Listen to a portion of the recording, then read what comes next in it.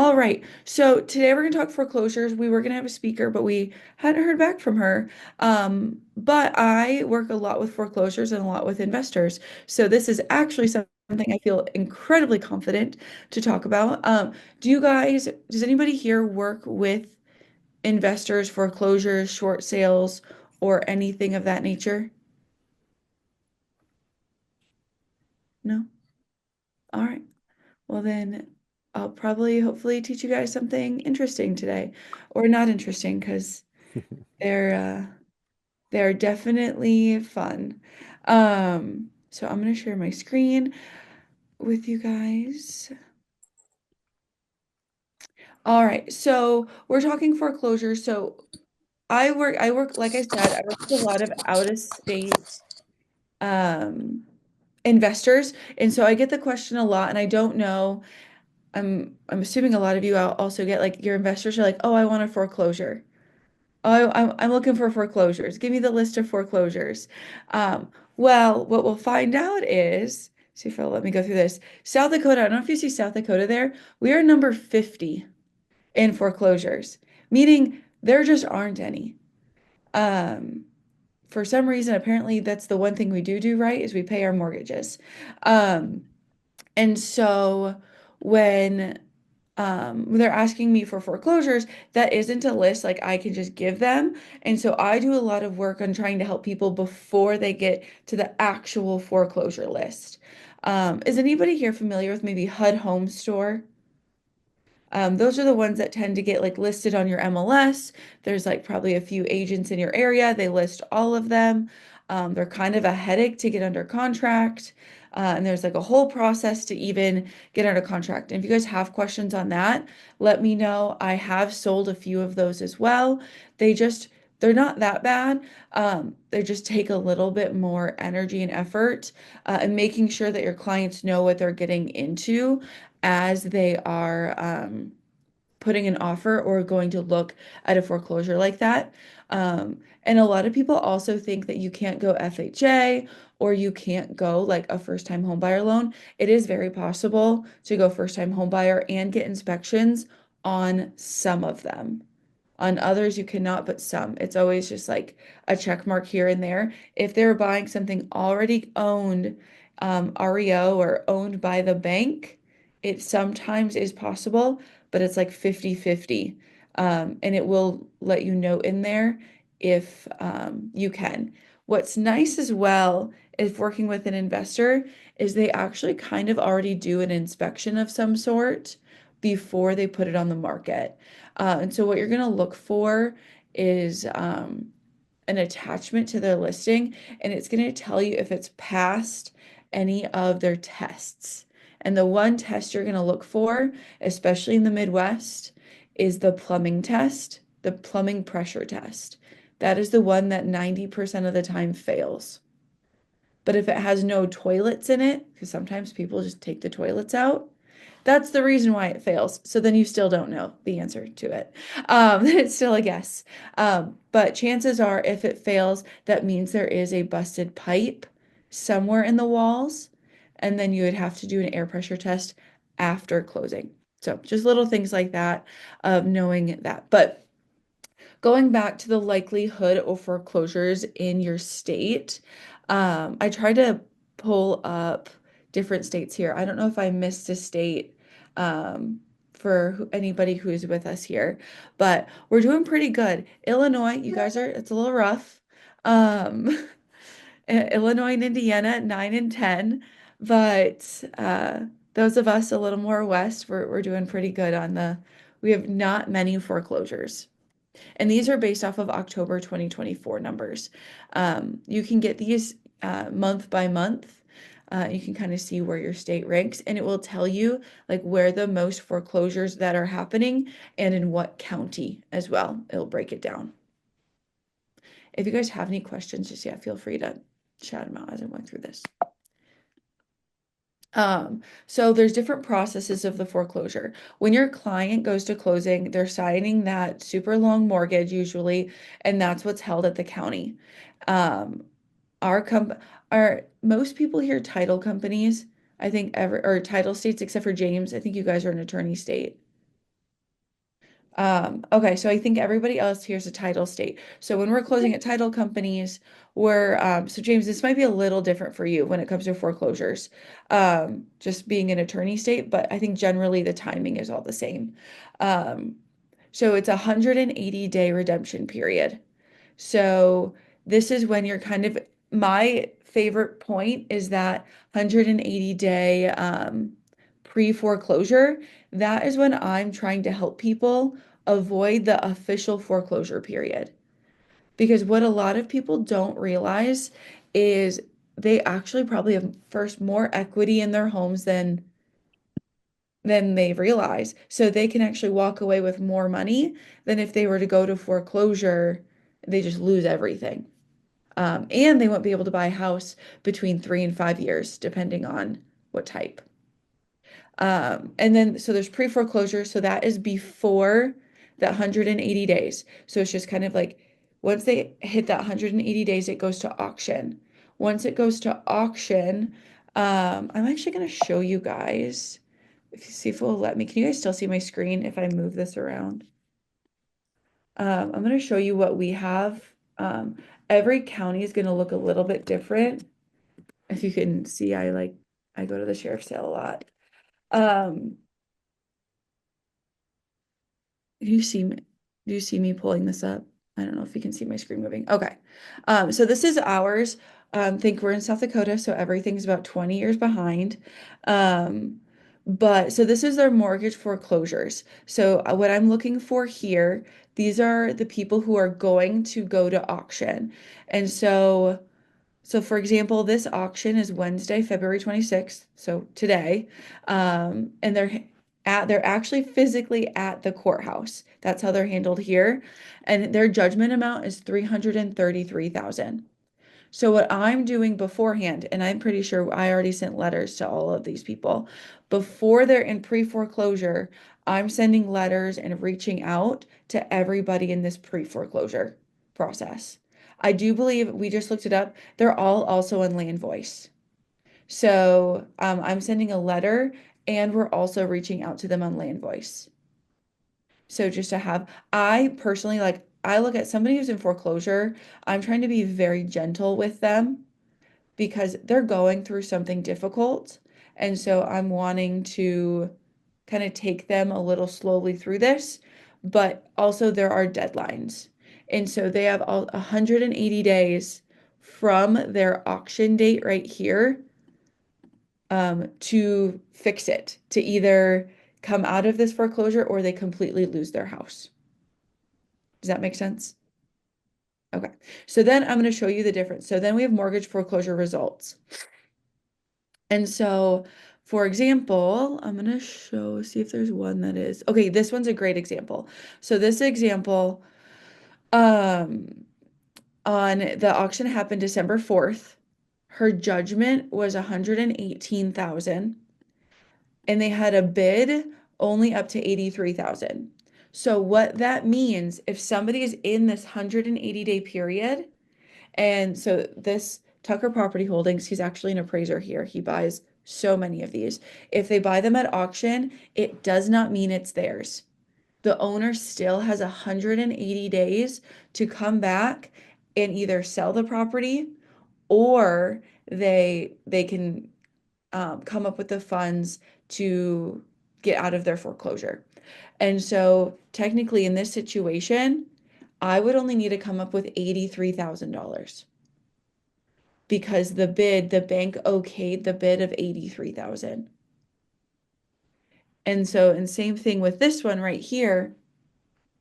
I'm trying to buy this one actually. This one, their judgment amount is 289.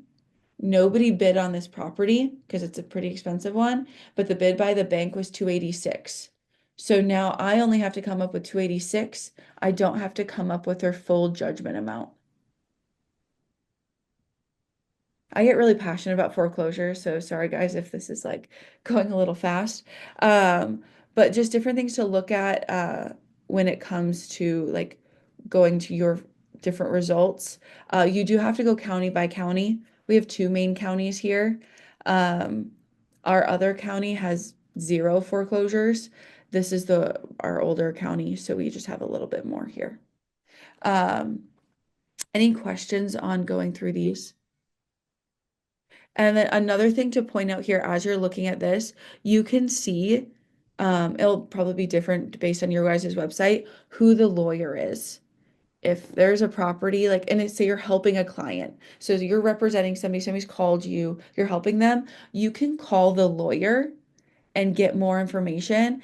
And depending on who the lawyer is, sometimes they can help you through that process, and it'll make it a lot easier having communication directly with that lawyer. It's also really interesting because I live in a small area. I know a lot of these people. Um, and so also like I can go help people that I know, or like I've seen past clients on here. Like, why aren't you calling me before you're in this situation? And so I called a past client and was able to help him, and he had $30,000 in equity. He's like, "Oh, I didn't know calling you was an option." And so, and some people also, it's pride. And so calling them just be like, hey, I'd like to help you. Um, and then it ends up working out really well because every day can honestly cost them as much as $100 to $200 a day in this waiting period because of all the legal fees and interest and everything. So the faster they work, the better, and the more money they can actually put in their pocket, um, and doing different things like that. So, all right, we'll go back to my PowerPoint. Okay, so auction is in that auction period, kind of that middle period I was talking about. And REO is when it's on the MLS, it's officially owned by the bank. There's no seller anymore in it. Sometimes the bank does not kick the seller out. So I don't know if you've ever seen them on auction.com and they say, don't disturb the tenants. Um, it's just because it's an out of state and they haven't done anything with it yet. So. All right. So, has anybody like ever looked into a short sale before? If you want to pull your hair out, you can start working with short sales. Ashley, how long have we been working on one short sale?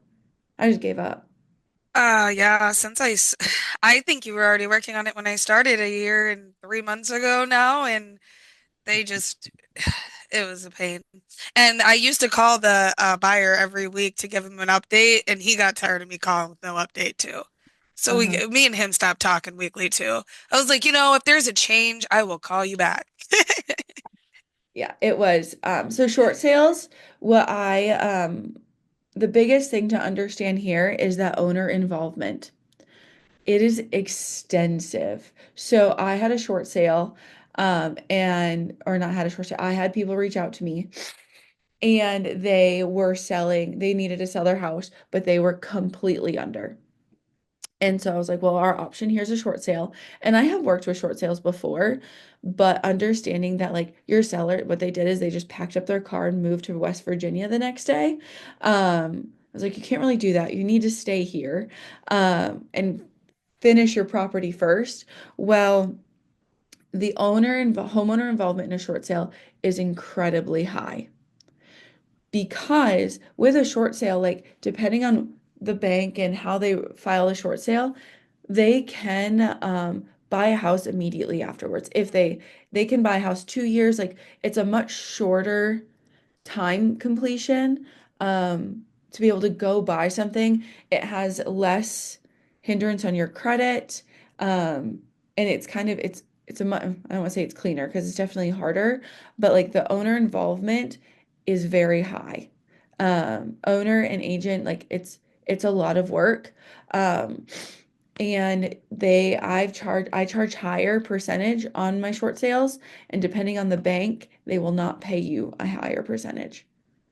So trying to figure out how to do that because they will only pay certain fees when it's a short sale. But what is a short sale, Destiny? Because it says it's time to completion. It takes a really long time. It's not any shorter. Um, it is. So if an owner owes $150,000 on their house, but you can only sell it for 130. So they are I didn't hard math. They were $20,000 short, probably more after fees and commissions and everything, short on the sale of their property. So that's where the word short comes in. They're short on their mortgage. Where I'm going to talk about this, I think it's right after this. Okay, loan modifications. I have that read here. I never allow my clients to do a loan modification. Um, because that's what has them go short. If somebody gets behind on their mortgage and they're doing a loan modification, it just takes that lump sum plus a ton of fees, adds it to their mortgage, and then increases their interest rate. If they already couldn't afford their mortgage in the first place, they're getting a higher interest rate and a higher balance. They really can't afford their mortgage now. So just being careful when somebody says they're doing a loan modification. That's what happened with these people. It added $40,000 to their mortgage, and they went from a 3% interest rate to a 6.5. We would have been able to do an assumption, but we couldn't do anything because at a 6.5, um, it was just completely in the hole. So, uh, but short sales is somebody like the seller saying, "Hey, I can't afford this anymore. I need to move, and I'm willing to do the work to get out of this without going to foreclosure." Foreclosure is the bank this the sorry, the seller not making the payments and the bank taking over. So short sales, like you get involved before they pretty much stop making payments and maybe their house like had major repairs or something happened um that or yeah, usually it's like major repairs that kind of put them behind um and they're stuck. Foreclosure is they just stop making their payments. Any questions on these two things? All right. Okay, where to find opportunities. I talked about this, like the county records. That's probably my favorite way to look at them, is because I can look into the future and I can see their actual dates and the judgment amounts. So I start in the county records and then I'm also looking up the properties because there are some properties when I see that judgment amount, I'm going to be able to see is this going to be a short sale or am I going to be able to, can I just find an investor and bring a cash offer to them immediately? Those are probably going to be the easiest ones. And then going into Land Voice and getting the the contact information. What we're finding is the phone numbers are sometimes always changing. Um, and so sometimes we can find good phone numbers, sometimes it's a little bit harder. Um, and then the auction sites is another way to find foreclosures if you're looking specifically like have an investor. This isn't necessarily being able to look for listings. Um, I like to find foreclosures for potential listings and for my investors that are off market. But auction sites, they're like the on market ones. And then HUD Home Store, they're the FHA foreclosures. That's the difference. Is you're gonna have other like there's other websites now, like Hubzu is one of them. But HUD Home Store, the reason that one is so big is that is just FHA backed mortgages that went into foreclosure. So it kind of helps you understand the difference of like why they're backed by that. Has anybody ever sold a good home next door or good neighbor next door home? Does anybody know what that is? Oh my gosh, look them up. We get one like every 5 years, and they are the most amazing deals. So, like for example, there was a house, it was behind my house. I'm so mad I couldn't sell it. It has to be a teacher, a police officer, a firefighter, something like that. It's called Good Neighbor Next Door. Some areas get them way more than we do. They have to tend to be a home in good, semi-good condition, and in an area that they're trying to revitalize. So like ours are kind of nice because they're in our historic districts, so people actually want to be there too. Um, if they live there for 5 years, they get the home for 50% off. So they get like they have to get approved for the full mortgage, but they get a second mortgage for 50% of it. And so they're only paying on 50% of the mortgage, and after 5 years, that second mortgage is forgiven.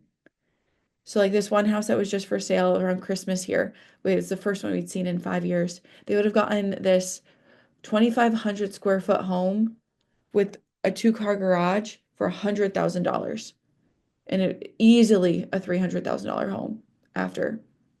So, um, good neighbor next door. And what's crazy is nobody knows about them. And nobody, like no other agents know that they're available. Um, and like how to market them. Like I posted it and I had agents calling me like, how do you know about this program and different things like that? Um, I got so many leads just off of that one post when I was posting about a good neighbor next door home. They also made the mistake of listing it over Thanksgiving weekend, so nobody was home. Um, but yeah, so just different opportunities there. Also, just ways to like market those homes and generate some buyers as well. Has anybody else, if you do have ever seen any foreclosures or anything, finding opportunities, does any have anybody other ideas or in your area specifically? I was trying to pick like national opportunities, um, but I do know like these are definitely my favorites. I know some people here have callers, like they'll just call people. They hire them for like $2 an hour just to make phone calls too. So. And we talked about this a little bit as well as helping sellers avoid foreclosures. Um, my favorite, like the ones that and like this is that pre-foreclosure process, is working with a lender that is local to my area. Um, that short sale one was a shell point mortgage and it was awful. I couldn't talk to the same person. They gave me, so just making sure that you are getting the right communication. And then it got sold in the middle of it. So that's why I gave up because then we had to restart everything. So it was just a little bit different. But and making sure they give you the whole checklist of your short sale process and documentation required. They will require an appraisal, and doing different, and sometimes they will require you to have it on the MLS for a certain amount of time at a certain price before you can accept it any lower. Um, and as we're kind of finalizing here, and does anybody here work with wholesalers or has worked with wholesalers or does anybody here hate them? I know some people hate them. Um, but I work with them a lot. They're also another way to help people out of foreclosure if their timeline is really tight. If they have a super tight timeline or a property that like I can't put this on the MLS, I can't get showings in here, like the condition or anything like that. Um, and so I work with a lot of wholesalers to find properties for my investors. Or like if, like I said, if somebody's on a really tight timeline and we just can't get it on the MLS, and we can make it a win-win for everybody. And then just I can still get compensated as a real estate agent, and then just having your client understand that you're working also with a wholesaler. So, um, if you guys aren't friends with them, I recommend it. They've been actually a really good lead source for my investors. Because they bring me the transaction to bring to my investor flips it, and then I get to sell it. So, um, it's been it's been a great resource. Um, but working with foreclosures and short sales is a massive time commitment. But once you kind of understand the ins and outs of it, it can be a fairly easy process, like sending out the letters, doing the follow-up. And like I said, you can get multiple transactions out of one transaction. And that is why I continue to work with them because I work with investors. So my goal is to get between 2 and 3 transactions out of this one house. And this is just an example of the letters that I send out. For every like, I just started the letters this year, and I've sent probably about 15 of them, and I've gotten 2 calls. So, and 2 calls just from the letters, not from calling or texting or following up. These are just me sending out the letters, and then 2 days later, I'm getting the calls. So, but yeah, that is what I kind of like flew through some of that information, but just like an entry level foreclosure short sale um, outline. But if there's any questions, but yes, Tina, I will have Lexi. She has access to the letter. I'll have her put that in the email that she sends out to everybody. But does anybody have any questions or anything before we end today? Did anybody get anything out of today? I feel like I just like flew through this. Seeing the land voice stuff already in there was cool. And then I already was kind of looking at different county records, just stuff that I've known about but haven't really dove too deep into. So it was nice to see that and your process on it. Yeah, and if you ever want to brainstorm, like I love working with different things, and you're in the Kansas City area, I have some connections with large investors who buy large quantities of property there. So if you do ever get something you need to get to go fast, you can let me know. I have a lot of wholesale connections, so they're always looking for different stuff and trying to buy different stuff and a couple of investors as well. So love to connect on Yeah, that. definitely. It's kind of my cup of tea. So, um, but no, thank you guys. Sorry you got me again. But we're gonna have a new schedule out here. Um, Hopefully this next quarter with some new speakers. And if you guys want any specific topics, please respond to Lexi's email. I'd love to have some topics that really get you guys engaged and that you guys want to learn about going into the rest of the year. Who is all going to Phoenix actually next month? So like I'll be there. Am I the only one who's going? Um, Well, maybe I'm the only one going. Um, okay, well, never mind. Um, we'll work something out then. I was gonna cancel it if we had multiple people going, but we will still have a power up that Wednesday. Well, I will just have Lexi or somebody else run it. So, anyway, you guys have a wonderful Wednesday, and thank you so much for joining me today. Bye, guys.